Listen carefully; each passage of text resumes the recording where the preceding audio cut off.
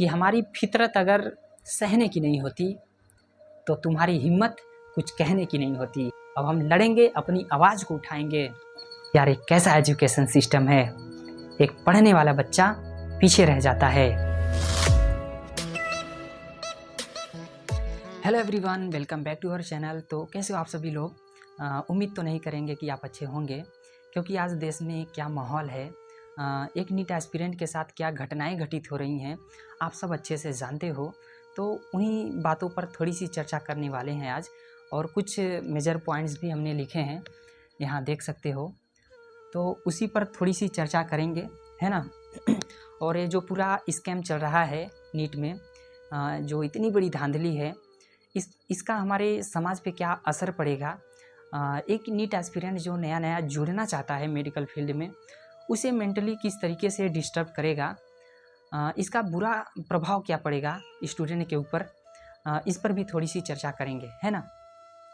तो अभी अभी सुप्रीम कोर्ट का एक बयान भी आया, एक जजमेंट आया, जिसपे उन्होंने बताया था कि जो 1563 बच्चे हैं, उनका फिर से नीट कंडक्ट कराएंगे। 1563 वो बच्चे जिनको टाइम लैग की वजह से नंबर बढ़ा दिया गया था, जिनको टाइम का इशू हुआ था और उनको एनटीए साहब नंबर बढ़ा कर दे दिए थे, और वो कुछ बच्चे टॉप कर गए थे, है ना। तो उन बच्चों के लिए सुप्रीम कोर्ट का एक जजमेंट आया था कि इन बच्चों को फिर से नीट का एग्ज़ाम कराएंगे। 23 जून को उसका डेट भी फिक्स हो गया है, और उसका रिज़ल्ट जो है 30 को आ जाएगा, जहाँ तक कि सुप्रीम कोर्ट ने बताया है। तो ये जो पूरा मामला चल रहा है, ये मुझे सही नहीं लग रहा है, क्योंकि 1563 वो बच्चे हैं जिनको एनटीए साहब बता रहे हैं कि उनका टाइम लैग हुआ है, टाइम का इशू हुआ है, जबकि पूरे इंडिया में 1563 ही बच्चे नहीं हैं। बहुत ही ऐसे सेंटर हैं जहाँ पर टाइम लैग होता है, और हर साल होता है, लेकिन ऐसा कभी नहीं हुआ था। पहली बार ये हो रहा है कि आप उन बच्चों को ज़्यादा नंबर दे रहे हैं, ग्रेस मार्किंग दे रहे हैं। तो एनटीए साहब की कोई भी बात मानने लायक नहीं है, क्योंकि जब से एग्ज़ाम हुआ है तब से वो हमसे झूठ बोल रहे हैं। पहले तो एक दिन के लिए वो पोर्टल फिर से खोलते हैं, एक बार क्लोज करने के बाद भी वो 1 महीने के बाद फिर से ऑनलाइन एप्लीकेशन का पोर्टल खोलते हैं। मतलब इतना इमरजेंसी उनको कहाँ से आ गया था, इतने ज़्यादा एस्पिरेंट कहाँ से उनको मिल गए कि उनको फिर से एक दिन के लिए पोर्टल खोलना पड़ा। और वो बोल रहे थे कि कुछ ऐसे बच्चे हैं जिनका हमको मैसेज आया है, जिनका हमको ट्वीट आया है कि वो अपना फॉर्म नहीं भर पाए हैं टाइम की वजह से, तो उनके लिए वो फिर से ओपन कर दिए। जबकि लोगों का कहना है कि वो जो लास्ट एक दिन में एप्लीकेशन हुए थे वो 24,000 से भी ज़्यादा थे। ये 24,000 नंबर कुछ नंबर नहीं होता है साहब, ये बहुत बड़ा नंबर है। इतने ज़्यादा एस्पिरेंट आपको कहाँ से मिल गए एक दिन के लिए? तो इसका जवाब देना है एनटीए साहब को। और ये ट्रांसपेरेंसी की बात करते हैं, अपने ही प्रेस कॉन्फ्रेंस में आते हैं और बोलते हैं कि एनटीए पर आप शक ना करें, NTA is very transparent body. Transparency का मतलब समझ में आता है आपको? ट्रांसपेरेंस कहते हैं किसको है, आपको पता है? आप पढ़े लिखे हैं या वैसे ही घूस देकर चले गए हैं वहाँ पे? जब चीज़ें हमको आर पार दिखती हैं, आप क्या कर रहे हो क्या नहीं कर रहे हो, जब हर चीज़ हमको समझ में आती है, जो हम एक्सपेक्ट करते हैं वो चीज़ एक्चुअल में जब होता है, उसे कहते हैं ट्रांसपेरेंसी। पानी में कोई चीज़ डाल दो तो दिखता है कि हाँ पानी में ये चीज़ डाला गया है, तो पानी हो जाता है ट्रांसपेरेंट बॉडी। लेकिन आपने इतना घालमेल किया है, इतना झूठ बोला है हमसे, इतना ज़्यादा धोखा किया है हमारे साथ। आप ग्रेस मार्किंग का कंसेप्ट लेकर आते हो, जब आप पूरी तरह से फंस जाते हो, रिजल्ट के बाद इतने सारे सवाल होने लगते हैं आपसे।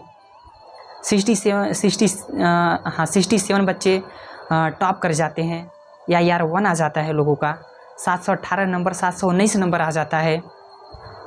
रैंक में इतना ज़्यादा डिफरेंस आ जाता है। जिस नंबर पे पहले 30,000 रैंक होता था, आज उसी नंबर पे 90,000 रैंक है। इतना ज़्यादा उछाल कैसे हो जाता है आपके रैंक में? जब इन सारे सवालों का जवाब इनके पास नहीं होता है ना, तो एक ग्रेस मार्किंग का कंसेप्ट लेकर आते हैं खुद को बचाने के लिए और बोलते हैं हमने 1563 बच्चों को ग्रेस मार्किंग दे दिया है, इसलिए नंबर इतने ज़्यादा बढ़ गए हैं कैंडिडेट के, इसलिए इतने लोग टॉप कर गए हैं। मसला यही नहीं है साहब। आपको पता है आप किस पेपर को लीक किए हैं? आपको पता है किस पेपर में आपने धांधली करवाया है? आपने डॉक्टर बनाने वाले पेपर में धांधली करवाया है। आपने डॉक्टर बनाने वाले परीक्षा को फेल किया है। वो कैंडिडेट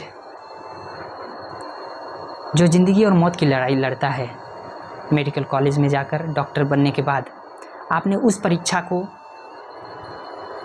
लीक किया है।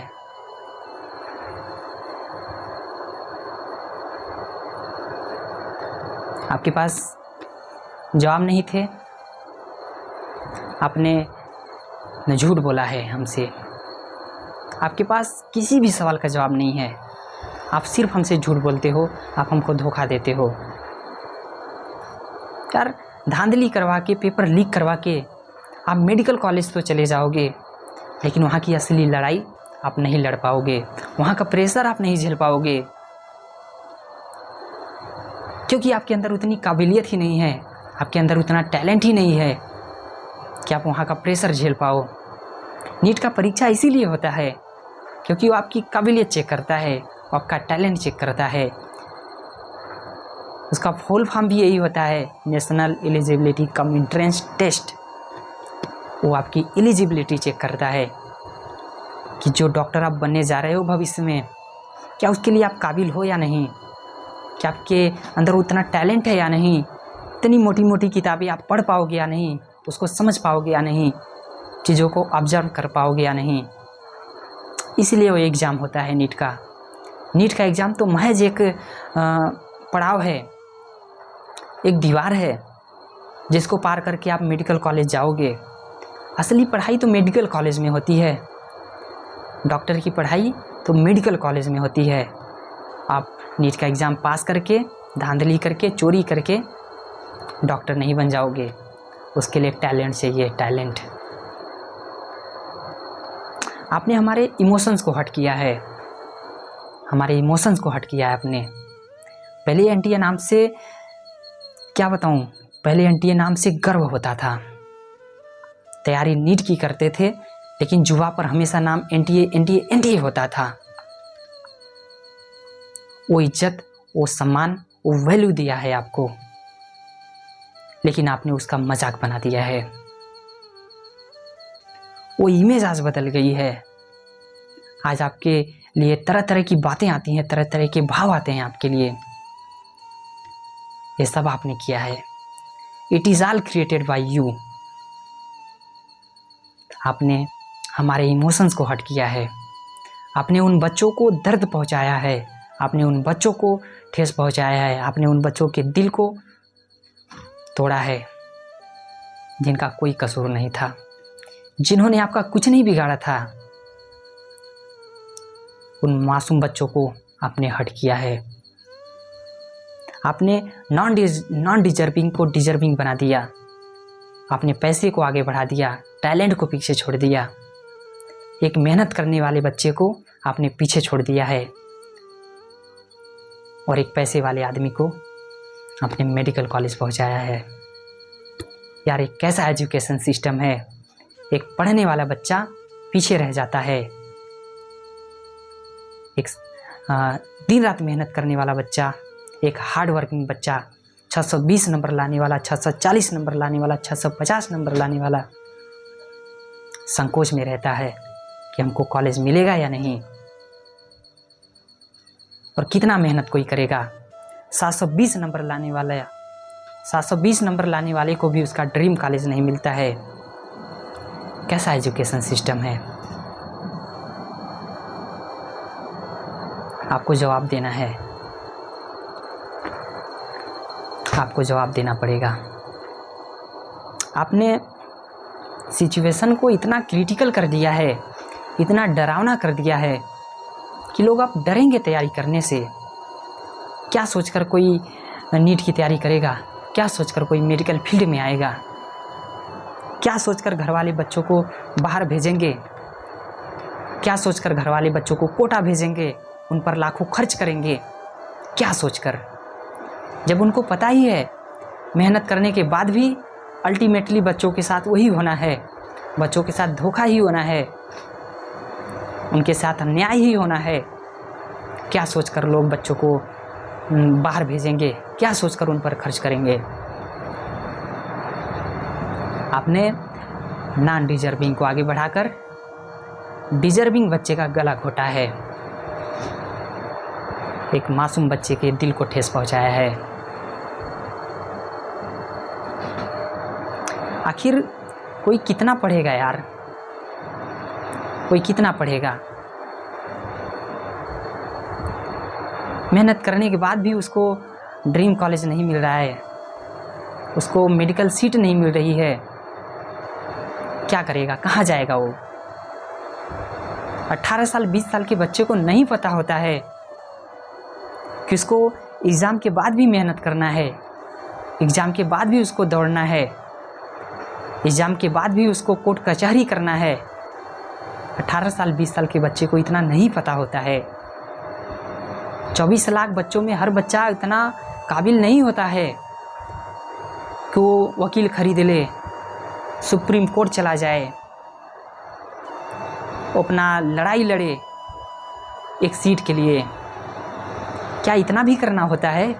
एग्ज़ाम देने के बाद भी ये सब करना होता है? क्या एग्ज़ाम से पहले वो कम मेहनत किया था?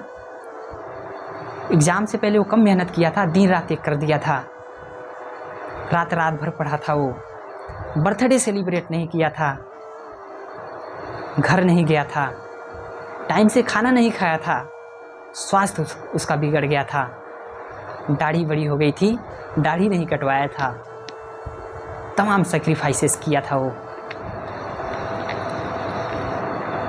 620 640 नंबर लाना आसान नहीं है। मैंने देखा है ऐसे बच्चों को, कितना वो मेहनत करते हैं, कितना वो डेडिकेशन उनके अंदर होता है, लेकिन आपने उस डेडिकेशन को, उस मेहनत को समझ नहीं पाया, आपने उसका मजाक बना दिया है। मेहनत के बाद भी बच्चों को इतना मेहनत करना पड़ रहा है, प्रोटेस्ट करना पड़ रहा है, सुप्रीम कोर्ट जाना पड़ रहा है, FIR करना पड़ रहा है। यार सपना तो देखेगा वो डॉक्टर बनने की, लेकिन आप उसे इतना उलझा दोगे, थाना पुलिस कोर्ट कचहरी में इतना वो उलझ जाएगा कि वो तो पेशेंट बन जाएगा, पेशेंट बन जाएगा वो। आप में सामर्थ्य नहीं है, छोड़ दो। आपके अंदर कैपेबिलिटी नहीं है, आपके अंदर उतनी क्षमता नहीं है नीट करवाने की, आप छोड़ दो यार, रिजाइन दे दो। क्यों किसी बच्चे का गला घोट रहे हो? क्यों एक मासूम बच्चे की हत्या कर रहे हो? क्यों बच्चों को मजबूर कर रहे हो प्रोटेस्ट करने को? क्यों बच्चों का दिल दुखा रहे हो? क्या बिगाड़ा है उन्होंने आपका? आपके अंदर सामर्थ्य नहीं है, छोड़ दो यार। इसका कितना बुरा प्रभाव पड़ता है एक बच्चे के ऊपर, आप नहीं समझ पाओगे, क्योंकि यू आर इमोशनलेस। आप खुद को ट्रांसपेरेंट बोलते हो ना, मैं आपको इमोशनलेस बोलता हूँ। ट्रांसपेरेंसी तो आपके अंदर बिल्कुल नहीं है, वैसे भी नहीं है, और आप इमोशनलेस भी हो, आपके अंदर इमोशंस ही नहीं है। आप इतने बड़े पोस्ट पे हो, आप डायरेक्टर हो, यू शुड हैव इमोशन, आपके अंदर इमोशन होना चाहिए, लेकिन आपके अंदर इमोशन ही नहीं है। आप बच्चे के दर्द को नहीं समझ पाए, आपको पोस्ट रिजाइन दे देना चाहिए। इसका क्या साइड इफेक्ट होगा बच्चों के ऊपर?